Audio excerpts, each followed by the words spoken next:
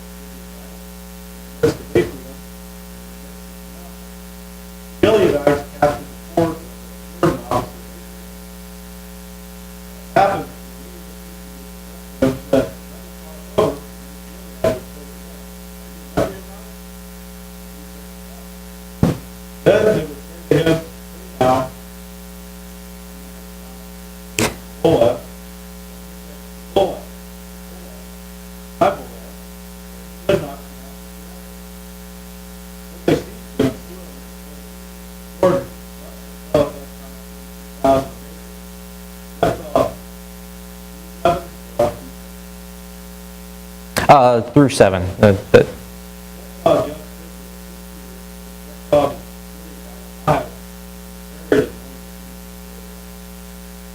I guess that makes you a fugitive of Ephraim, right? So what do we see here? What do we see here? What's going on? What kind of interaction are we seeing? Actually, we see similar things that happen in chapter 7. Gideon, yeah.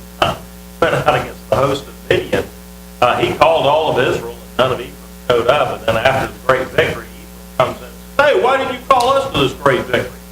Same thing happens here, and Ephraim comes out now again. Now that they've seen that Israel's won, they want a piece of the glory without having to do the work. Yeah. And Gideon, when he answered them, he answered them with an answer of peace. But what have I done compared to you? You killed the king.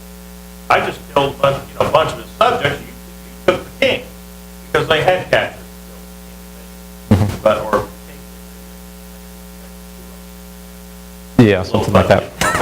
But Jephthah, being a man of war, Gideon started out as a man of peace who was hiding in the winepress, treading out the wheat, trying to stay away from the Midianites. Jephthah was a man who was warlike from the very beginning. Jephthah doesn't give him a comfort. No, he sure doesn't. Yeah, so the Ephraimites are obviously upset. They actually come. They come, and what are their intentions with Ephraim here? Oh, with Jephthah here.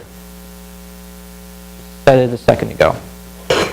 They want to fight. They come with the intentions of fighting. They said they wanted to burn Jephthah's house down with fire in verse 1, and then Jephthah asked why they come up against to fight them. So obviously they're there to fight.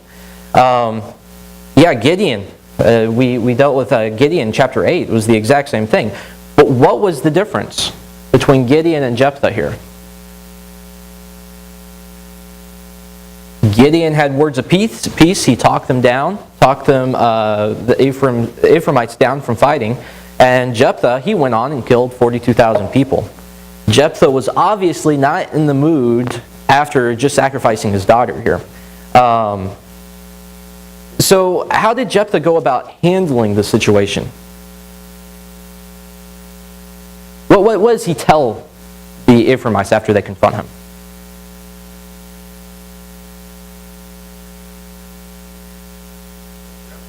We were in great strife with the children of Ammon, and I called you, you didn't come help.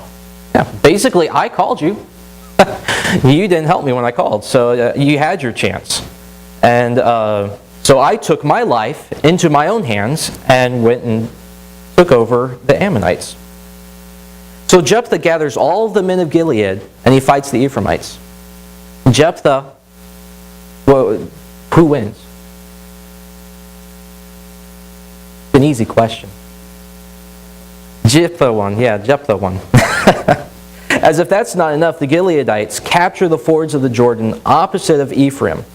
If a fugitive of the Ephraimites wanted to cross over the Jordan, they had to take a test. What was the test? They had to say a word. What was the word? Shibboleth, yes. And if they say Shibboleth, what happens?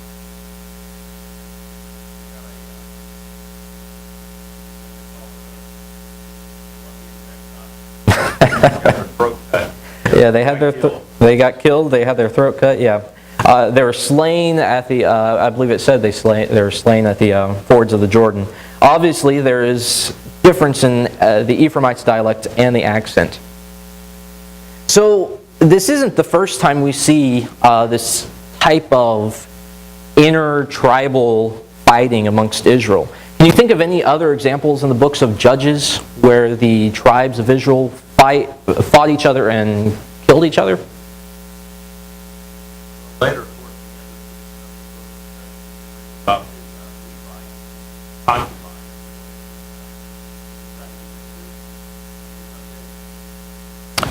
well, Benjamin kills over 40,000 Israelites. I have here.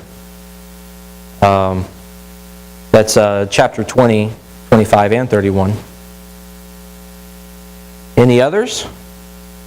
I've got like 6, 7 examples here, so it happens quite a bit. We see back in chapter 8 that happened in chapter 8, right after the whole thing with Gideon. We see Succoth and Peniel. Chapter 9, Abimelech kills his 70 brothers, and then he goes on and kills the men of Shechem. Benjamin kills over 40,000 Israelites. Israel kills over 25 Benjamites in chapter 20, and then all the people of Jabesh Gilead in chapter 21. But Jephthah kills 42,000 Ephraimites here. And that's kind of like one of the largest numbers in the book of Judges that we see of Israel killing its own, I guess you could say, family. But okay, so let's go ahead and go on.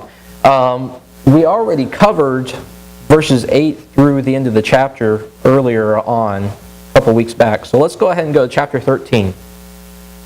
Starting in verse 1, we're going to just go ahead and read the whole story of Samson so I can tell Wayne that we actually got through the story. And then we'll see how far we get along here, okay? Alright, so Samson went down to Timnah, and at Timnah he saw one of the daughters of the Philistines. That's chapter 14, I'm sorry. And the people of Israel again did what was evil in the sight of the Lord. So the Lord gave them into the hand of the Philistines for 40 years. There was a certain man of Zorah, of the tribe of Danites, whose name was Manoah, and his wife was barren and had no children. And the angel of the Lord appeared to the woman and said to her, Behold, you are barren and have no born children, but you shall conceive and bear a son. Therefore be careful and drink no wine or strong drink, and eat nothing unclean. For behold, you shall conceive and bear a son. No razor shall come upon his head, for the child shall be a Nazarite to God from the womb. And he shall begin to save Israel from the hand of the Philistines. When the woman came and told her husband, A man of God came to me, and his appearance was like the appearance of the angel of God, very awesome. I did not ask him where he was from, and he did not tell me his name. But he said to me, Behold, you shall conceive and bear a son. So then drink no wine or strong drink, and eat nothing unclean. For the child shall be a Nazarite to God from the womb to the day of his death. Then Manoah prayed to the Lord and said, O Lord, please let the man of God whom you sent come again to us, and teach us what we are to do with the child who will be born. And God listened to the voice of Manoah, and the angel of God came again to the woman as she sat in the field. But Manoah, her husband, was not with her. So the woman ran quickly and told her husband, Behold, the man who came to me the other day has appeared to me. And Manoah arose and went after his wife and came to the man and said to him, Are you the man who spoke to this woman? And he said, I am.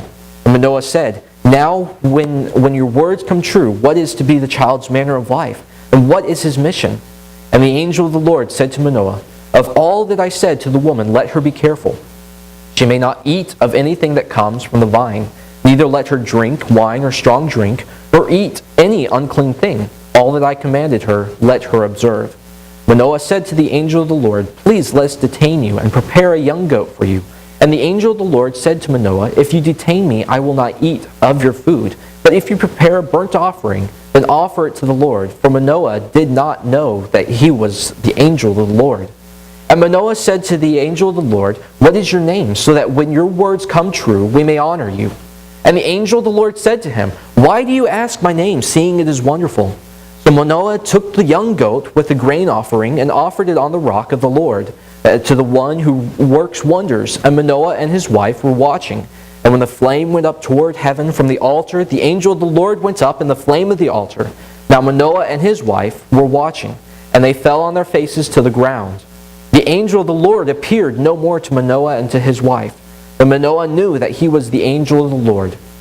And Manoah said to his wife, "We shall surely die, for we have seen God." But his wife said to him, "If the Lord had meant to kill us, he would not have accepted a burnt offering and grain offerings at our hands, or shown us all these things, or now announced to us such things as these." And the woman bore a son and called his name Samson. And the young man grew, and the Lord blessed him. And the Spirit of the Lord began to stir him in Mahaneh, between Zorah and Ashtaol. Samson went down to Timnah, and at Timnah he saw one of the daughters of the Philistines. Then he came up and told his father and mother, "I saw one of the daughters of the Philistines at Timnah. Now get her for me as my wife." But his father and mother said to him, "Is there not a woman among the daughters of your relatives, or among all our people, that you must go to take a wife from the uncircumcised Philistines?" But Samson said to his father, "Get her for me, for she is right in my eyes." His father and mother did not know what it was from the Lord, for he was seeking an opportunity against the Philistines. At that time the Philistines ruled over Israel.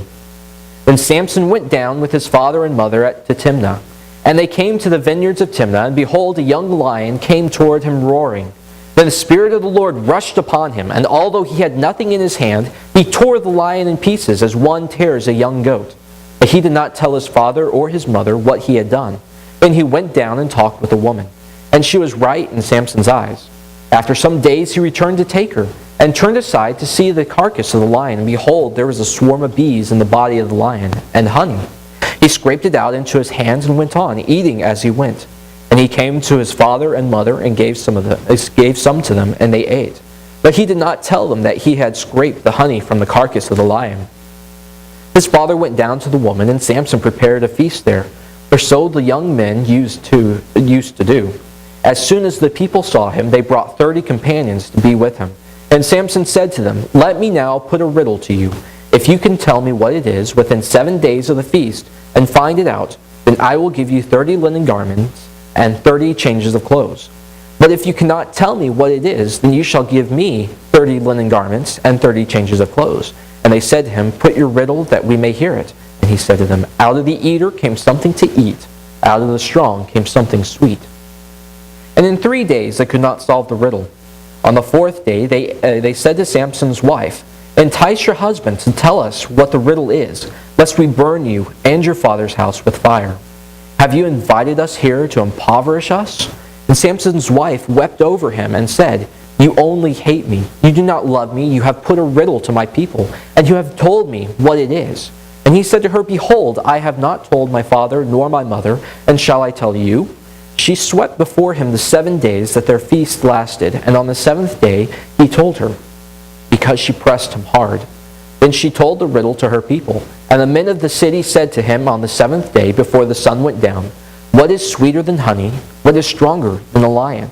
And he said to them, "If you had not plowed with my heifer, or would not have found out my riddle." And the Spirit of the Lord rushed upon him, and he went to Ashkelon and struck down 30 men of the town, and took their spoil, and gave the garments to those who had told the riddle. In hot anger he went back to his father's house, and Samson's wife was given to his companion, who had been his best man.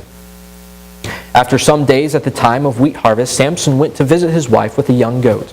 And he said, I will go in to my wife in the chamber. But her father would not allow him to go in. And her father said, I really thought that you utterly hated her, so I gave her to your companion. Is not her younger sister more beautiful than she? Please take her instead. And Samson said to them, This time I shall be innocent in regard to the Philistines, when I do them harm. So Samson went and caught 300 foxes and took torches. And he turned them tail to tail and put a torch between each pair of tails. When he had set fire to the torches, he let the foxes go into the standing grain of the Philistines and set fire to the stacked grain and the standing grain, as well as the olive orchards. Then the Philistines said, Who has done this? And they said, Samson, the son-in-law of the Timnite, because he has taken his wife and given her to his companion. And the Philistines came up and burned her and her father with fire. And Samson said to them, If this is what you do, I swear I will be avenged on you, and after that I will quit. And he struck them hip and thigh with a great blow, and he went down and stayed in the cleft of the rock of Etam. Then the Philistines came up and encamped in Judah and made a raid on Lehi. And the men of Judah said, Why have you come up against us? They said, We have come up to bind Samson, to do to him as he did to us. Then 3,000 men of Judah went down to the cleft of the rock of Etam, and said to Samson, Do you not know that the Philistines are rulers over us? What then is this that you have done to us? And he said to them, As they did to me, so have I done to them. And they said to him, We have come down to bind you, that we may give you into the hands of the Philistines. And Samson said to them, Swear to me that you will not attack me yourselves. They said to him, No, we will not bind you and give you into the hands. We will surely not kill you. So they bound him with two new ropes, and brought him up from the rock. When he came to Lehi, the Philistines came shouting to meet him. Then the Spirit of the Lord rushed upon him, and the ropes that were on his arms became as flax that has caught fire, and his bonds melted off his hands. Then he found a fresh jawbone of a donkey, and put out his hand and took it. And with it he struck 1,000 men. And Samson said, With the jawbone of a donkey, heaps upon heaps, with the jawbone of a donkey have I struck down 1,000 men. As soon as he finished speaking, he threw away the jawbone out of his hand, and that place was called Lehi. And he was very thirsty, and he called upon the Lord and said, You have granted this great salvation by the hand of your servant, and shall I now die of thirst and fall into the hands of the uncircumcised? And God split open the hollow place that is at Lehi, and water came out from it. When he drank, his spirit returned, and he revived. Therefore the name of it was called En-Hakkore. It is at Lehi to this day. And he judged Israel in the days of the Philistines 20 years. Samson went to Gaza, and there he saw a prostitute, and he went into her. The Gazites were told, Samson has come here. And they surrounded the place and set an ambush for him all night at the gate of the city. They kept quiet all night, saying, Let us wait till the light of the morning, then we will kill him. But Samson lay till midnight. And at midnight he arose and took hold of the doors of the gate of the city, and the two posts, and pulled them up, bar and all, and put them on his shoulders, and carried them to the top of the hill that is in front of Hebron. After this he loved a woman in the valley of Sorek, whose name was Delilah. And the lords of the Philistines came up to her, and said to her, Seduce him, and see where his great strength lies, and by what means we may overpower him, that we may bind him to humble him. And we will each give you 1,100 pieces of silver. So Delilah said to Samson, Please tell me where your great strength lies, and how you might bound that one could subdue you. Samson said to her, If they bind me with 7 fresh bowstrings that have not been dried, then I shall become weak and be like any other man. Then the Lord of the Philistines brought up to her 7 fresh bowstrings that had not been dried, and she bound him with them. Now she had men lying in ambush in an inner chamber. And she said to him, The Philistines are upon you, Samson. But he snapped the bowstrings as a thread of flax snaps when it touches the fire. So the secret of his strength was not known. Then Delilah said to Samson, Behold, you have mocked me and told me lies. Please tell me how you might be bound. And he said to her, If they bind me with new ropes that have not been used, then I shall become weak and be like any other man. So Delilah took new ropes and bound him with them, and said to him, The Philistines are upon you, Samson. And the men lying in ambush were in an inner chamber, but he snapped the ropes off his arms like a thread. And Delilah said to Samson, "Until now you have mocked me and told me lies. Tell me how you might be bound." And he said to her, "If you weave the 7 locks of my head with a web and fasten it tight with a pin, then I shall become weak and be like any other man." So while he slept, Delilah took the 7 locks of his head and wove them into the web. And she made them tight with a pin and said to him, "The Philistines are upon you, Samson." But he awoke from his sleep and pulled away the pin, the loom, and the web. And she said to him, "How can you say, 'I love you,' when your heart is not with me? You have mocked me these 3 times, and you have not told me where your great strength lies." And when she pressed him hard with her words day after day and urged him, his soul was vexed to death. And he told her all his heart and said to her, "A razor has never come upon my head, for I have been a Nazarite to God from my mother's womb. If my head is shaved, then my strength will leave me, and I shall become weak and be like any other man." When Delilah saw that he had told her all his heart, she sent and called the lords of the Philistines, saying, "Come up again, for he has told me all his heart." And the lords of the Philistines came up to her and brought the money in their hands. She made him sleep on her knees, and she called a man and had him shave off the 7 locks of his head. Then she began to torment him, and his strength left him. And she said, "The Philistines are upon you, Samson." And he awoke from his sleep and said, I will go out as at other times and shake myself free." But he did not know that the Lord had left him. And the Philistines seized him and gouged out his eyes and brought him down to Gaza and bound him with bronze shackles. And he grounded at the mill in the prison. But the hair of his head began to grow again after it had been shaved. Now the lords of the Philistines gathered to offer a great sacrifice to Dagon their god and to rejoice. And they said, "Our God has given Samson our enemy into our hands." And when the people saw him, they praised their God, for they said, "Our God has given our enemy into our hand, the ravager of our country, who has killed many of us." And when their hearts were merry, they said, "Call Samson, that he may entertain us." So they called Samson out of the prison, and he entertained them. They made him stand between pillars. And Samson said to the young man who held him by the hand, "Let me feel the pillars on which the house rests, that I may lean against them." Now the house was full of men and women.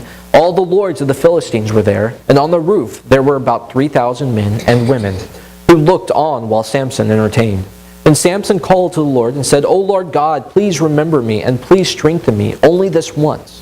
O God, that I may be avenged on the Philistines for my 2 eyes." And Samson grasped the 2 middle pillars on which the house rested, and he leaned his weight against them, his right hand on one and his left hand on the other. And Samson said, "Let me die with the Philistines." Then he bowed with all his strength, and the house fell upon the lords and upon all the people who were in it. So the dead whom he killed at his death were more than those whom he had killed during his life. Then his brothers and all his family came down and took him and brought him up and buried him between Zorah and Ashtaroth in the tomb of Manoah his father. He had judged Israel 20 years. So, that was a long reading. All right, so we have, let's go back to chapter 13 real quick. We have, before we get too involved in chapter 13, let's take a quick look. What do we know about the cycle of the judges?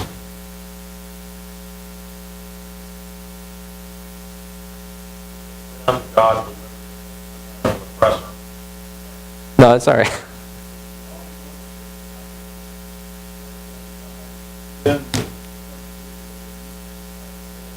Yeah. Very well. Yeah, so basically there's sin, Israel does evil, there's I believe there's some sort of punishment, and what would be the punishment in this story? Verse 1, chapter 13.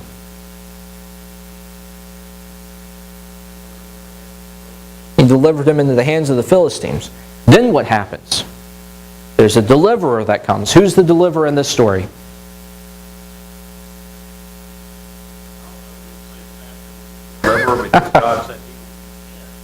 Exactly. Yeah, he does begin, but I guess he is kind of the one who's brought up to judge Israel at this time, though. So there's something missing here. And throughout all the other stories we see kind of this cycle. We see sin, we see punishment, then we see something else, and then we see a deliverer. What do we not see here? Israel is not crying out to God here. Yes, yeah. Usually they're crying out to God, but right now they're not. In fact, we see in chapter 15 and verse 11 that they obviously don't really care about God at this point.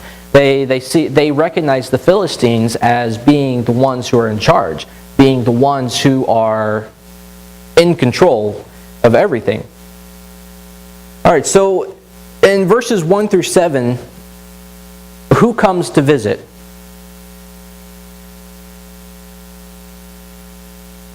Did I hear that? An angel. Yes, an angel comes to visit. Who is the angel come to visit?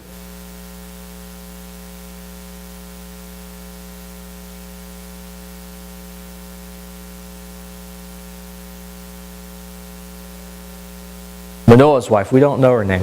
Yeah. Manoah's wife. The angel comes to come talk to Manoah's wife. And what kind of news does the angel bring?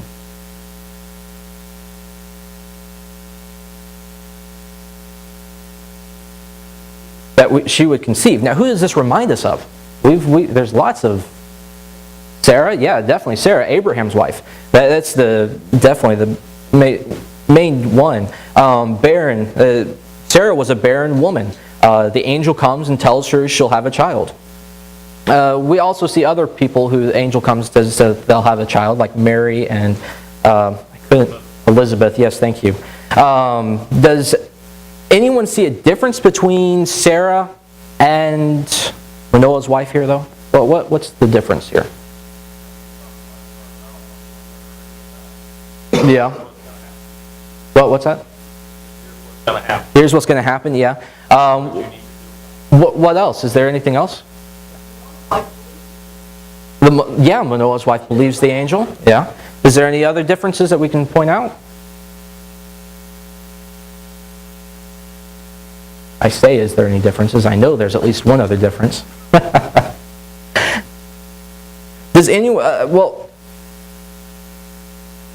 Does Manoah's wife, is there any indication that she actually wants a child? We see that Mary, she wants a child, but Manoah's wife doesn't really say that she wants one. Sarah. Did I say Mary? Oh, I'm sorry. Yeah, you're right. I'm sorry. I meant Sarah. Mary would have after. So what is Samson supposed to be? What was the angel instruct? What's the purpose of Samson? Not a very good question either. Nazarite. That's where I'm trying to go from. Yeah.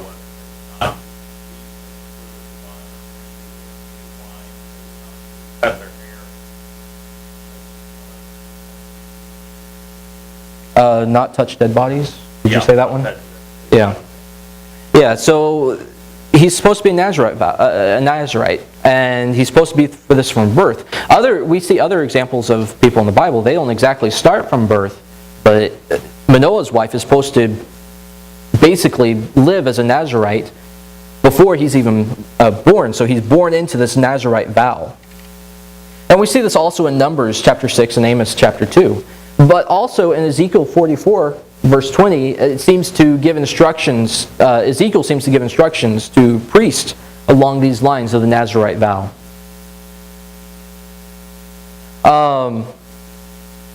Did you have something? Okay. What's something else that kind of the angel brings to light here? And this, when he talks to not only Manoah's wife, but Manoah, he actually repeats himself 2 times. Well, what else is something that he brings into play?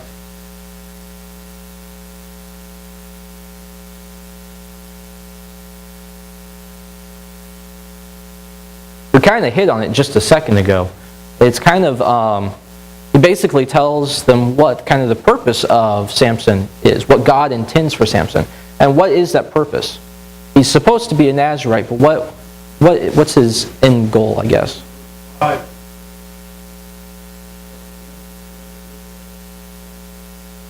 Exactly. He's supposed to begin. And we don't really see, when he's repeating this to Manoah, he doesn't actually say this again. He just talks about the Nazarite vow the second time. So God has a purpose for Samson from the start. He's to start or begin the deliverance of Israel from the hands of the Philistines. And we see that in chapter 17 very clearly. There's no end really in sight to the Philistines here, but he does make a huge impact all throughout the chapters, but in 17 especially, we see a huge impact that Samson killed a whole lot of the Philistines. Now, what do we know about Samson's parents here? There's not just a whole lot, but we know a little stuff. Tribe of Dan.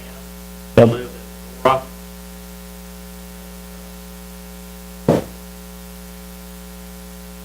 It appears, from what is said in the story, that they were probably righteous people. Mm-hmm. They believed the angels. It appears right off. I mean, Manoah's wife tells him about the visit of the angels. He immediately prays to God. Yeah. So that would indicate some kind of a relationship with God that is probably better than the average Israelite. That's true, especially at this time. Yeah. There's obviously some sort of relationship there. But at the same time, they seem very ignorant about some other types of things. Like they especially Manoah in general, he thinks that God is going to kill him, and that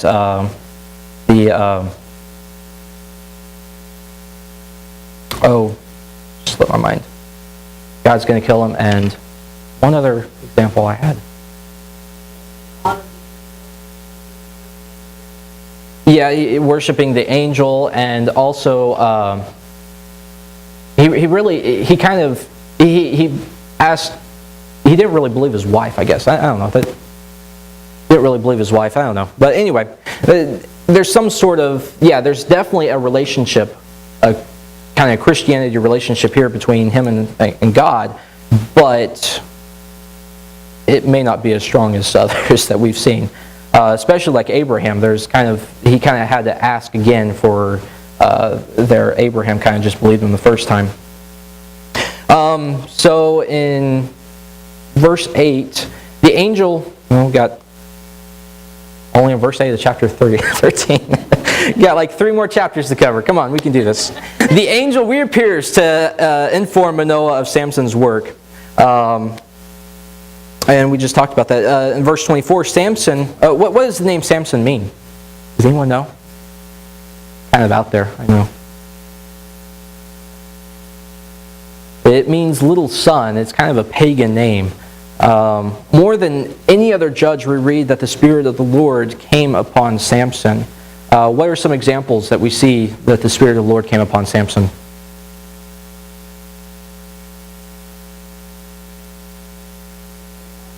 When he saw the lion.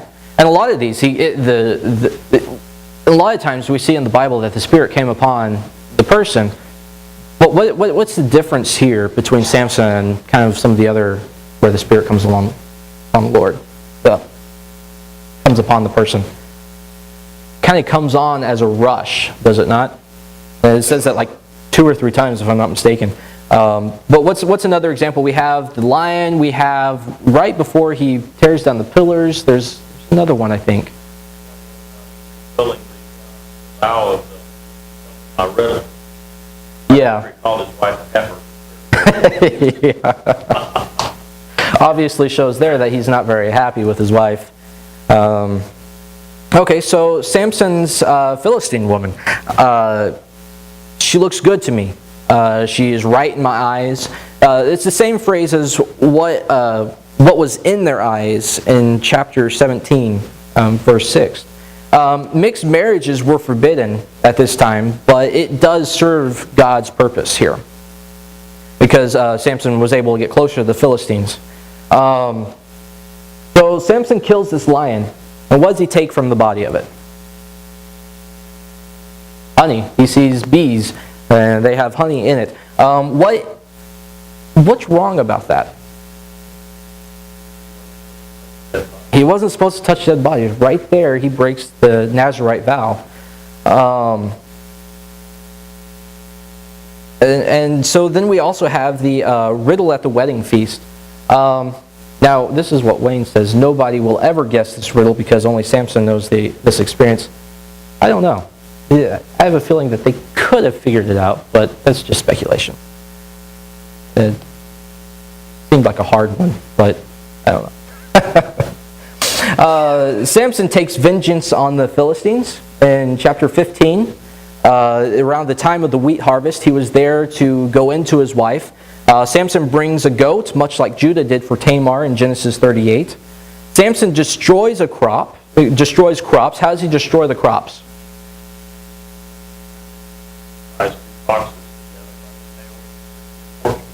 Destroys them with fire, yes, exactly. And so how did the Philistines respond to this?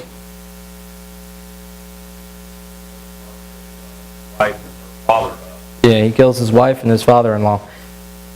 Or is his father or his father-in-law? Father-in-law, okay. Which causes him to kill more Philistines. By this time, I lost count of how many Philistines he actually killed at this point. Samson bound and handed over to the Philistines. In verses 9 through 13, Israel is content with being subject to the Philistines. We talked about that a second ago in chapter 15, verse 11. I find it kind of interesting that it was brought out that they bound him with new ropes here, and then he goes on and tells his wife Delilah later that if you bind me with new ropes, it will diminish my strength. So I thought that was kind of interesting. Samson kills 1,000 Philistines here. Prayer, begging for water. How does he kill the 1,000 Philistines? Jawbone. Never does Samson act in anyone's interest except his own. Let's see. Let's try to finish this up real quick. Does Samson act as a type of Christ?